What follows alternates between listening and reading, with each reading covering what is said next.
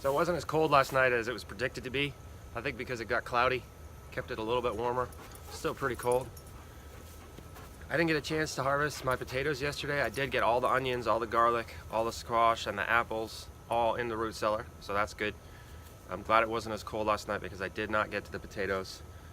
I only have about 10 minutes before work, so I'm not going to be able to do it this morning, and I've got a pretty full day, so I'm probably not going to be able to do it at lunchtime either. So what I'm going to do now is take this 10 minutes and get everything ready so that tonight after work I can run out and see how much I can get done. You know, nights and weekends homestead, the whole name of this homestead kind of suggests how much I do in the evenings. In the summer, that's totally great because I'll have 4.5, 5 hours sometimes at the height of the summer. But now it's getting dark, maybe around 6 o'clock last night, so I'm gonna have less and less time to get things done. So we'll see how much time I have tonight. I think my tendency to hate inefficiency of movement, particularly when it comes to making multiple trips, comes from the fact that I've been playing drums since I was 4 years old. When you're a drummer, you learn pretty quickly to take as many things as possible in a single trip. I've applied that to my farming as much as possible, and I try to get better every year. Since I was bringing this cart to the storage shed to pick up bulb crates for the potatoes, it seemed a good opportunity to bring back the grade stakes and sumac saplings I've had in the garden. That may seem like overkill. If so, you haven't contemplated how much you walk when you make 2 trips over the same ground. I haven't been able to jump on the thing you wear on your wrist that counts your steps bandwagon because I think I'd overload the darn thing. Even with my tendency to try to reduce trips as much as possible, I've got to be up around 20 or 30,000 per day. Alright, that's the last of my harvest crates. Hopefully that's enough to get me through potatoes. That's the last thing I need to put in the cellar. No, it's not. I need carrots. I got some wooden crates I can use. I have a lot of video footage I haven't been able to convert into finished videos. I keep hoping I'd get to it in the winter months. This video about harvesting potatoes is the first attempt at actually catching up to that fantasy. But I realize now I still haven't produced a video about the way I plant potatoes. So I'll give an explanation of that a go in this one. Conventional wisdom on potatoes is that they need to be hilled with soil, meaning you dig a trench, plant the potatoes in it, then bury them with the soil from the trench digging. Then, as the potatoes grow, you pull soil from the area next to the row up into hills around the plants. I've done it that way, and if you don't have big tractors and specialized equipment, if you're a homesteader, in other words, that's a lot of work. But who says the hills have to be made of soil? I don't at all want to take credit for this method. It isn't my idea. Unfortunately, I can't remember where I first learned of it. I'd really like to give that person credit because they revolutionized my potato planting and harvesting, not to mention my inclusion of organic matter into the garden where potatoes are grown, all of which now happens because of this method of growing potatoes in a single step. I don't dig any trenches and I don't disturb any soil, other than the formation of my walking paths and raised beds between them. Instead, I mark a row using a bed prep rake, place potatoes on top of the soil along that mark at appropriate spacing, usually somewhere between 12 and 18 inches depending on the variety, and then cover the potatoes with a mulch of hay, leaves, or whatever I have. I've tried using wood chips, but I don't like that one very much. It doesn't seem to block enough light from the tubers, which is the whole reason you hill in the first place, to keep the sun off the potatoes. If sunlight hits them, you get that green on your potatoes, which is their reaction to the toxin they produce in the presence of light. Solanine is produced in potatoes under the same conditions that produce chlorophyll. It won't kill you, but eaten in enough quantity, the solanine can make you nauseous, and it affects the flavor of the potatoes, thus the hilling. All you need to do is cover them with enough stuff that the sunlight doesn't reach the tubers. Since you want to add organic matter to your garden any chance you get anyway, why not do both of those tasks at once? The other great thing about this is that it makes harvesting potatoes very easy.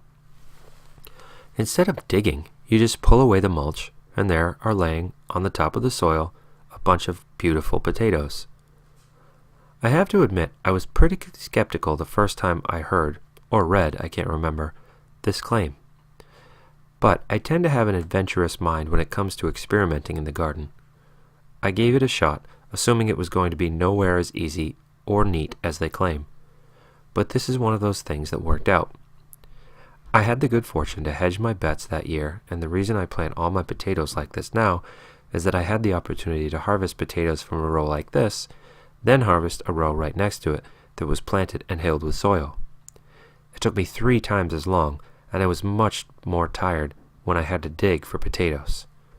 I also missed a lot more, as was evidenced when potatoes popped up like crazy the next spring in the row that had been hilled and dug.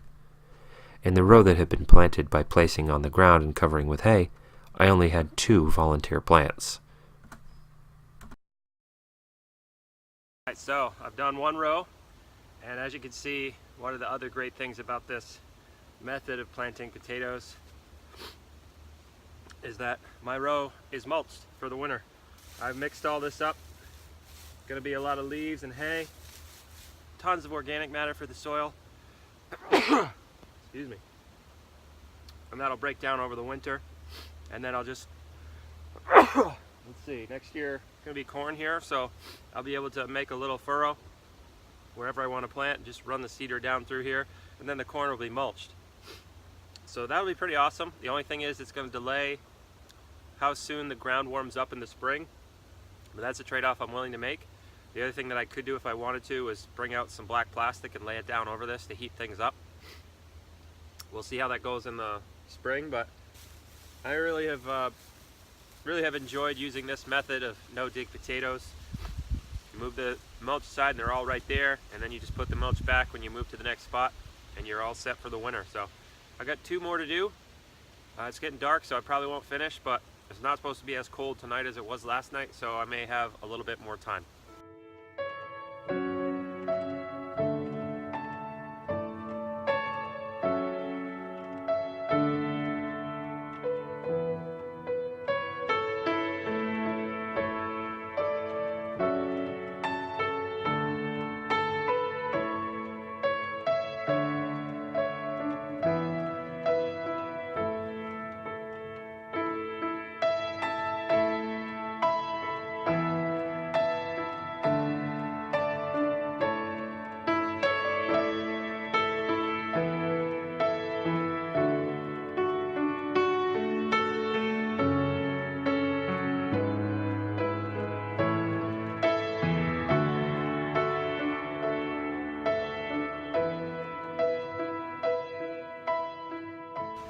Well, it's definitely getting dark now. Last thing I gotta do tonight, hey Ziggy, where are you headed?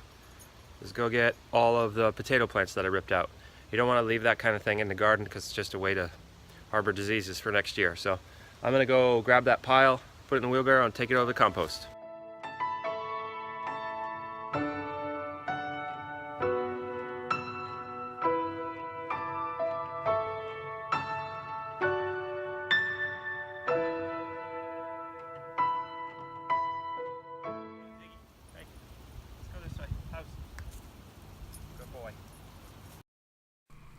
Although fall is my favorite season, one of the drawbacks of living in a place with a true fall that's totally awesome is the fact that daylight begins to be a precious commodity, becoming less and less prevalent beginning around the middle of August.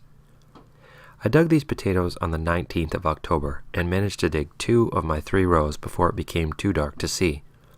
But there's one more step before they're ready for the root cellar. You can store potatoes with the dirt on. I've never researched it, but I suspect the reason our species knows that is because there just isn't enough time in the day during the fall, and some farmers harvested potatoes, didn't have a chance to wash them, and threw them in the cellar hoping to get to it.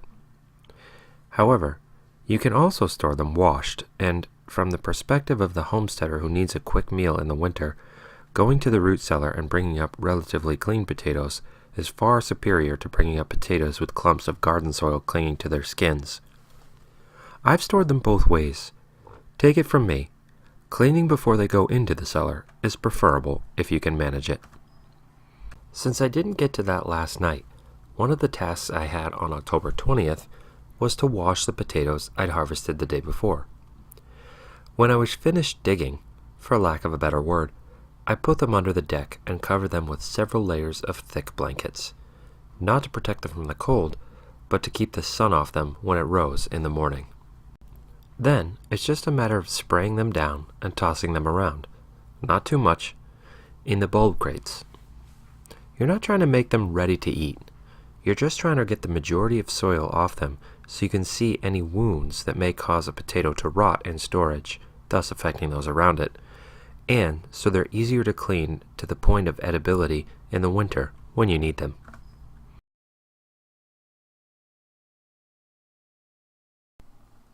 You may have noticed in the beginning of this video that the potato vines in the rows I dug were dead, shriveled, and dried. This is something I learned from watching large-scale conventional potato farmers and talking to my father-in-law, formerly a conventional dairy farmer, about what they were doing. Conventional potato farmers spray pesticides on their potatoes about 10 to 14 days before the tubers are harvested. In fact, there was a point when farmers sprayed the foliage with diesel because it was so inexpensive. The reason for killing the tops of the potatoes is that when the potato plant experiences this, it puts its last life force into hardening the skins on the tubers. The potato thinks it's in for a long, hard winter, and it needs to protect itself until spring, when it can send out new shoots and grow tubers. But from a harvesting standpoint, hardened skins mean less damage through mechanical harvest, which conventional farmers practice with huge machines that carry people behind tractors. Those people picking through the potatoes that come along on a conveyor belt before being dropped several feet into a metal truck bed, transported to a storage house, dumped from the truck body into massive piles higher than a 2-story house, collected with tractor buckets and dumped into tractor trailers, and ultimately shipped many hundreds of miles to a potato chip or French fry factory. Obviously, I don't do any of that, but the principle is the same. I want my potatoes to store for months in the root cellar, and they have a better chance of that if they have a thickened skin. I don't spray anything on my foliage. I prefer to just let nature take care of all that in the fall. I said earlier that you can store potatoes washed, but that doesn't mean you can store them wet. So, I'll recover these in several layers of blankets, allow them to drip dry from the bottom of the bulb crates, and put them into the root cellar tomorrow, where they'll sit quietly for months in the cold and dark, waiting to be used in a savory winter dish that will sustain my family through the cold winter months and into the spring, when I begin the cycle again with a blank canvas of a garden, some seedling potatoes, and a bale of hay or two.